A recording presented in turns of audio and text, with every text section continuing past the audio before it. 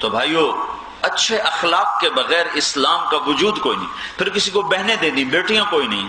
تو اللہ کے نبی نے فرمایا اللہ نے اس کو 2 بہنیں دیں، اس نے بہنوں کی پرورش کی، تربیت کی، شادی کی، حق ادا کیا، اور شادی کے بعد بھی ان کا خیال رکھتا رہا تو اس پہ جنت واجب ہوگی. ہمارے پنجاب میں نا، پاکستان میں بیٹیوں کو، بہنوں کو بھائی حصہ نہیں دیتے وراثت میں. باپ مر جانا تو بہنوں کو کچھ نہیں، سارا خود لے لیتے ہیں. اور میرا زمیندار گھرانہ ہے، تو جب کوئی مر جاتا ہے تو اس کے جو بیٹے ہوتے ہیں نا، وہ وراثتی زمین تو منتقل ہوتی ہے، لیکن وہ زبردستی بیان دلوا کر زمین اپنے نام لگوا لیتے. ساری زندگی برباد ہو جاتی ہے جو یہ ظلم کرتے ہیں.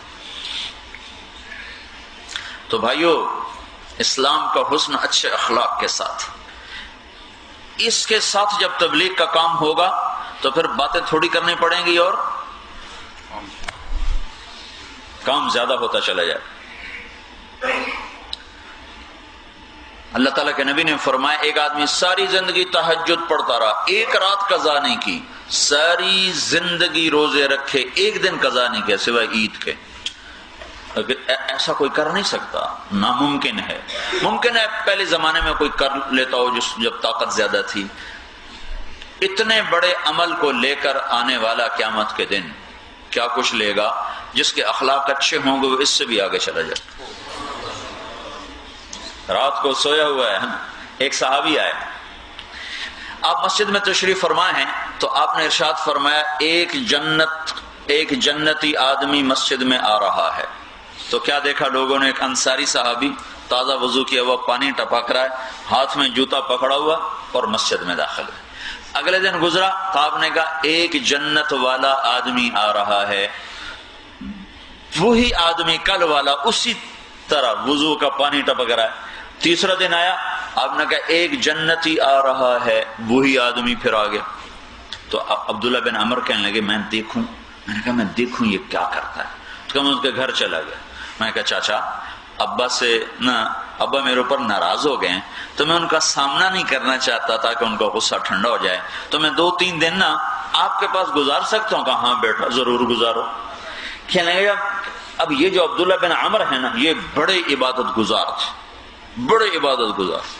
2 دن میں قرآن ختم کرتے تھے، 2 دن میں قرآن ختم کرتے تھے، اور روزانہ روزہ رکھتے تھے. اللہ کے نبی نے زبردستی کر کے 1 دن چھڑوایا، 1 دن رکھوایا، اور قرآن کا بھی زبردستی حکم دیا کہ 2 دن میں مت ختم کرو، 1 ہفتے میں ختم کرو.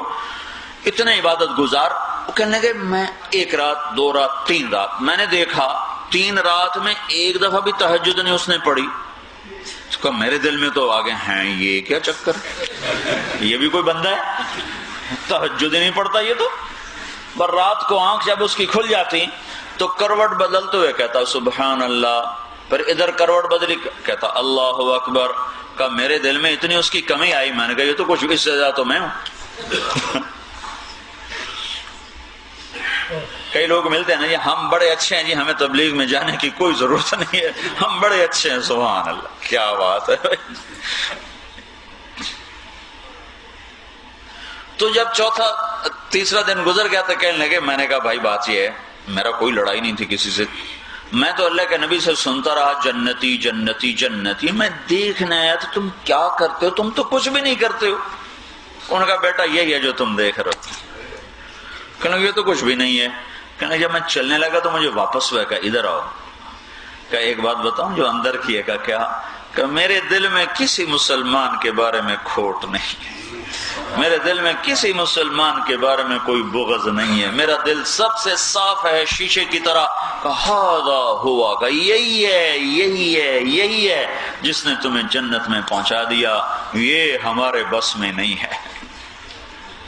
دل صاف رکھو. دل صاف کیسے ہوتا ہے؟ جب خوبیاں دیکھو اور غیبت چھوڑ دو.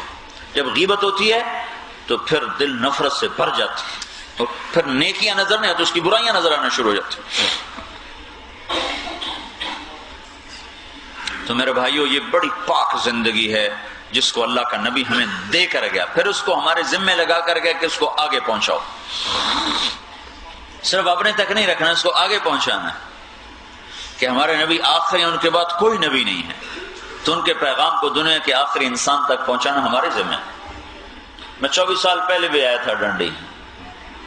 ادھر ایک عمارت تھی، مسجد تو نہیں تھی ویسے، غالباً مسلح سا تھا. پتہ نہیں جہاں بھی تھا. یہ گلاس کو آئی تھی ہماری جماعت، تو وہاں سے ڈنڈی آئے تھے.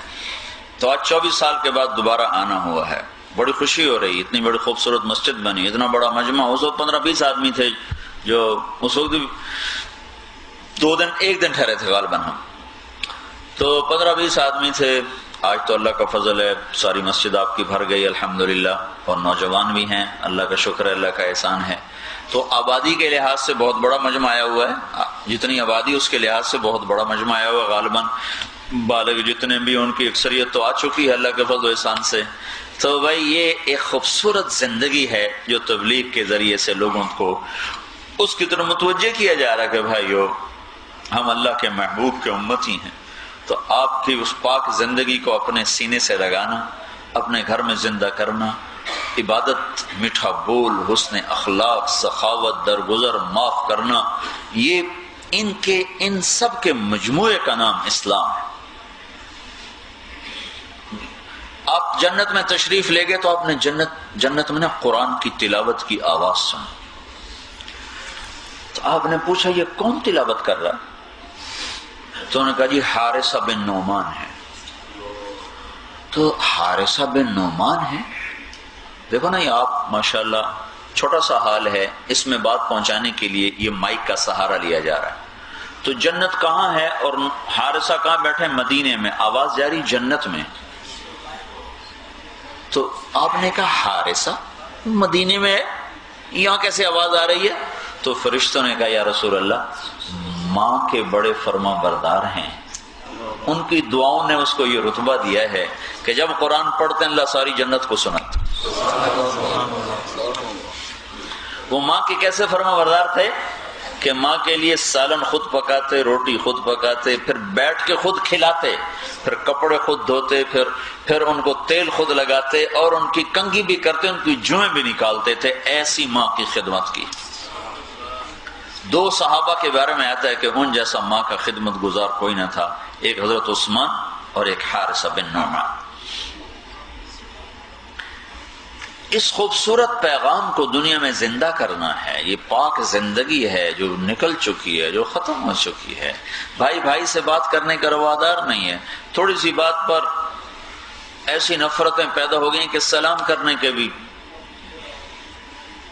دیکھنا بھی نہیں چاہتے ایک دوسرے کو.